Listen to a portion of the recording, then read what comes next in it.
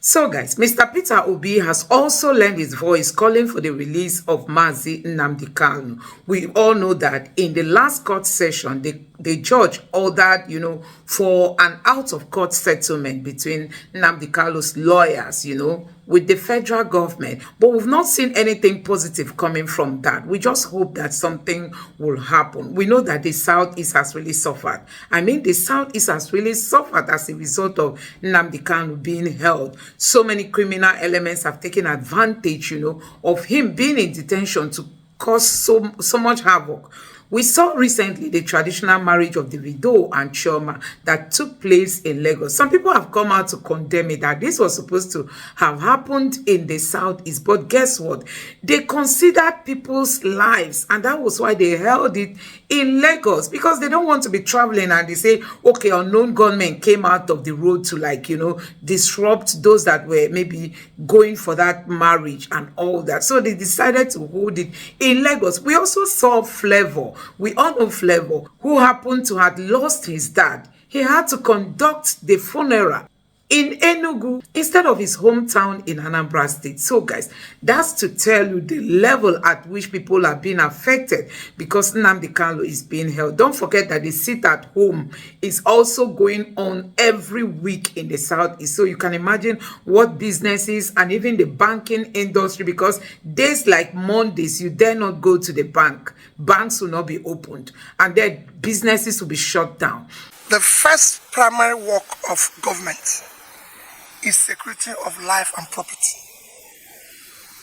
It is the foundation in which people can actually live in a nation, because nobody can stay in an insecure place. And it is worrisome what is happening in Nigeria, waking up every day with killings, kidnappings, abductions, and everywhere, which has now made Nigeria one of the most insecure places on the surface of the earth. In fact, it's leading to a failed nation. And that requires an urgent attention of everybody.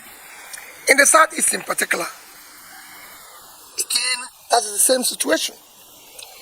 As I thank the government for their effort, there's need to do more by all leaders to ensure that we tackle this menace.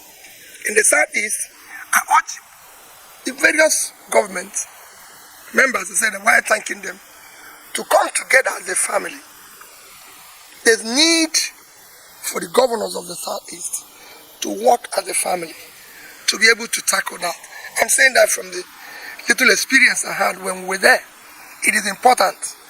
And even checking the harsh economic conditions now, even in development and economic agenda, I want to see the Southeast governors work closely more as one, because they can do, and I believe they know each other, they can interact. We want to see them come together.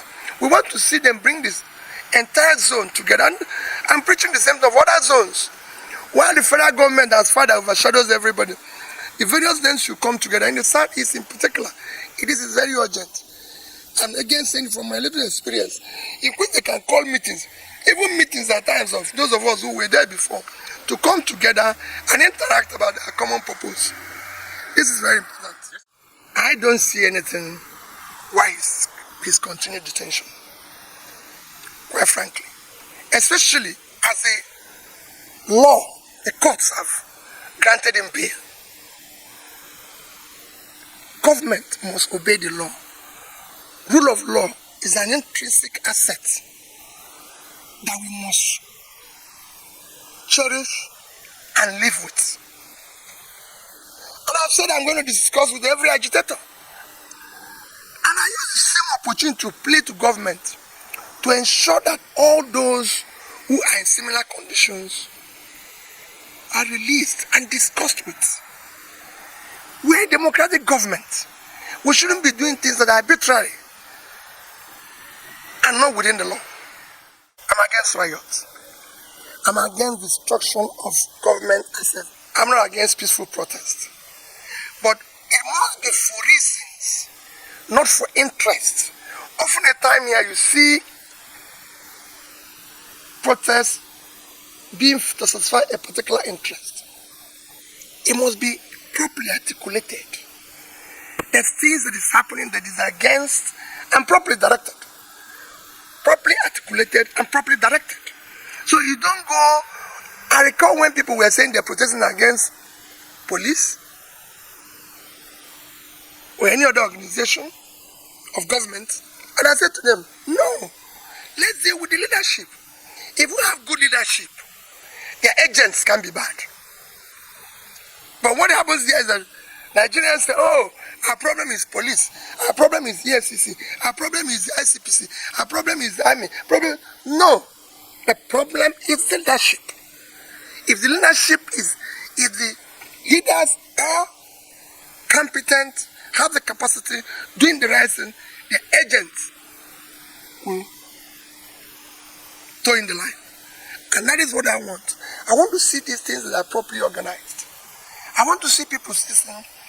And I'm using the same opportunity to say, all those who are being held because of, say, NSAS, protests and everything, or because of freedom of speech or journalists, should please be released immediately. We're a democratic country.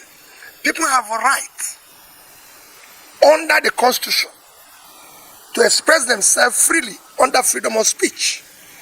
They have also a right to peacefully protest. And we must listen to them. We must listen to those who say they are not happy. That's why it is a democratic nation. We should stop acting dictatorial and behaving as if it is not a democratic country. I know we're in a state capture, but then we should act in a manner that shows some decency. We politicians are preoccupied by election. That's not what I'm talking about. How do we reduce the price of food? Our people are dying of hunger.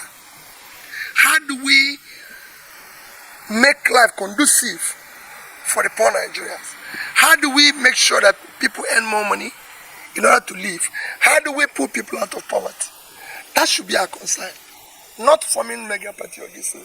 If forming mega party is to be able to provide what I'm saying now, I'm all for it. If it is about state capture, so we can start continuing the same consumption, no. But if it's to move it to production, yes. Also, recently, they had like an order, to celebrate Biafra Day. And that day happened to be one of the days that the WAEC students were writing WAEC. Do you know what? Some students couldn't write WAEC because of that sit at home. So you can imagine that these children have been taken 1 year backward, because definitely they have to come back to write WAEC the next year. So guys, a whole lot of disruptions in the southeast, and that's why Peter Obi is also finding it needful to call on the federal government to please do well to look into this issue and release Nnamdi Kanu, as at least let the southeast experience peace and let people be able to go about their normal businesses, because take it or leave it, this thing has cost the southeast billions upon billions of naira. You can imagine every day of the week, sometimes 2 days in a week, people will have to sit down at home because Nnamdi Kanu is still in detention. But he has told the federal government, if he is released, that he will ensure lives are not lost. He will also ensure that those who enforce these laws, are asked to stop. So I believe that releasing Nnamdi Kanu is going to bring a whole lot of peace in the southeast. And that is why we are telling the federal government, just like Mr. Peter Obi has come out to tell them, to just release Nnamdi Kanu so that there will be peace in the southeast. So guys, I don't know what you make of this video. Let me know your thoughts in the comment section below. Please don't forget to subscribe to the channel and turn on the notification bell. Thank you.